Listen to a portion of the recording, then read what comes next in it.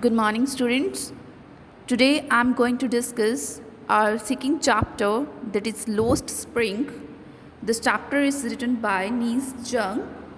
In this chapter, the writer describes the pitiable condition of poor children who have to live in slums and work hard in very dirty conditions.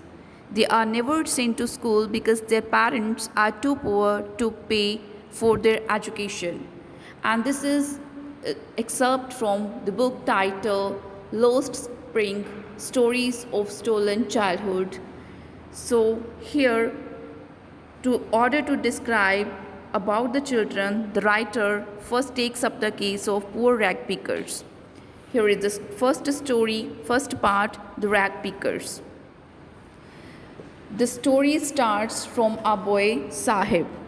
The writer sees him in the morning in her neighborhood. The boy looks for some coins or other things in the garbage heaps. Sahib left his home in Dhaka long ago.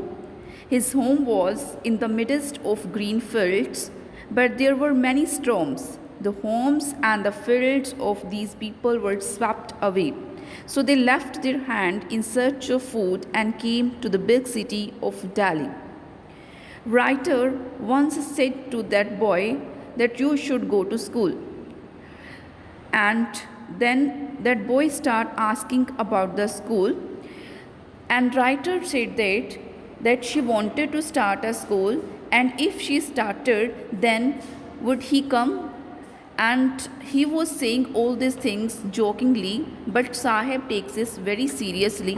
A few days later, Sahib sees the writer and comes running to her and asked, "Is your school ready?" He asks, "It takes longer to build a school," says the writer. And she feels small at having made a promise that was not meant.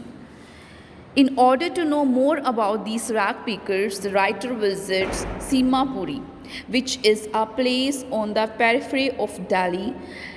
Those who lived there migrated from Bangladesh in 1971. Sahib's family is among them. Simapuri was then a wilderness, but now it is the home of 10,000 rag pickers. They live in the structures of mud with roofs of tin and tarpaulin. They have no sewage, drainage, or running water. They have lived of mud with here for more than 30 years without any identity. But they have ration cards. They get their names on voter list. Ration card enable them to buy grain also. Food is more important than an identity. Children grow up in them, becoming partner in survival, and survival in Simapuri means rag picking. Garbage to them is gold. It is their daily bread. It gives them a roof over their heads, even if it's leaking roof, but for a child, it's even more.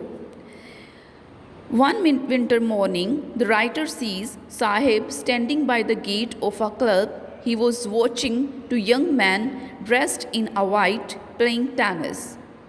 "I like the game," he says. "I go inside when no one is around. The gatekeeper lets me use the swing." Sahib too is wearing tennis shoes.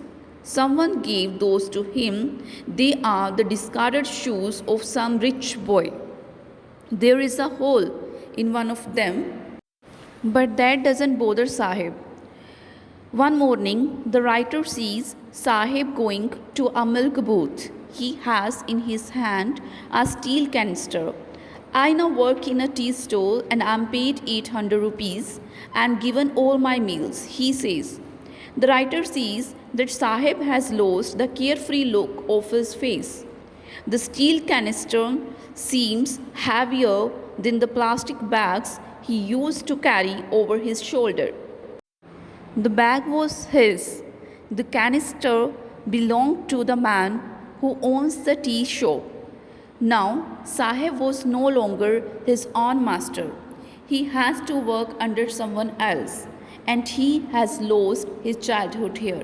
So this was our first part. Thank you. Have a